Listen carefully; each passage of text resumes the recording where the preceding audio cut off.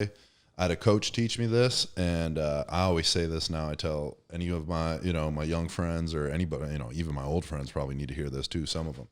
You get 24 hours to celebrate a win, and you get 24 hours to soak in a loss. And when that's up, then it's on to the next one. Great advice. But you got to enjoy the process, So to all you young kids out there, what my man Tino here is trying to tell you is, don't be worrying about the equipment. Don't be worrying about the flashy gear, how many people go to the school, the size of the stadium. Find a coach that is going to fit your style of play, that is going to put you in the best position to get you to the next level if that's your goal, right? So if the NFL is your goal, you probably want to play for an NFL coach or someone that has an NFL-style system. Then you want to make sure that you vibe with that coach. You know what I mean? That maybe his teaching style is going to be conducive. Because I've had coaches that I've loved to death. To this day, my favorite coach, guy was like, I used to think he was like a big brother, but he's really like a father figure in my life. And I respect this dude so much.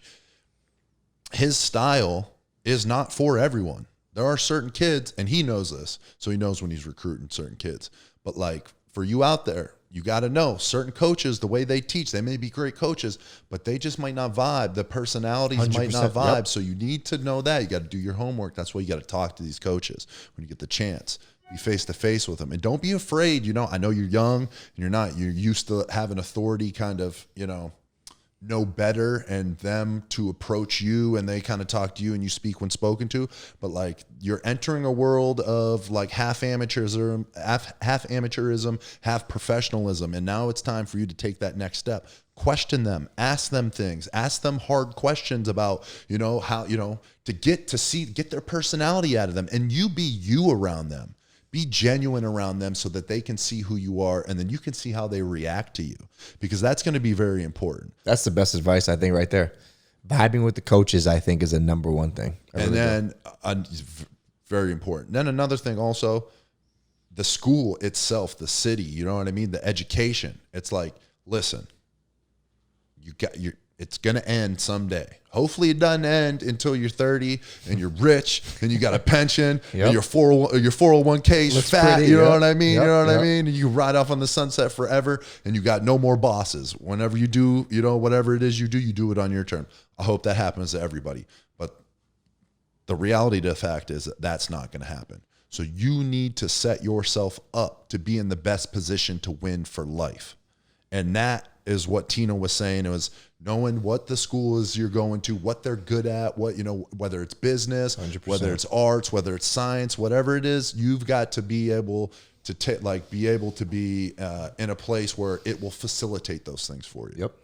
That's great advice, man. It really is. And then be intentional. Live in the moment. Not everyone gets to play in front of 20,000 people, 30,000 people, 50, even if it's just 10,000 people, you get to play in front of those fans every Saturday for 12 weeks, every year. Like, just take that in, live in that moment, be present. Because the second you're thinking about the NFL, the second you're thinking about something other than where you're at, you're robbing yourself of the present moment. And then you're going to look back one day and you're going to be full of regret, wishing, I wish I would have experienced this. 100%. And I promise you, one of the greatest life lessons I ever learned was looking in a man's eye that I love dearly, who's older. And when I was talking to him about making a major life transition, asking him what to do, you know what I mean? Whether I should go for it or not, which I already knew the answer, but I just needed to talk to the man, right? Because I love him and I respect him. He told me to go for it. Go for your dream. But when it's not the words that he said, but when I was looking at him in the eyes, I knew that he was telling me because that's what he would have told him, his younger self, because he was full of regret. That's awesome. And there was regret in his eyes for him not taking the leap of faith to pursue the things that he wanted. And I promise you, there's nothing sadder than a man eyes full of regret. So I want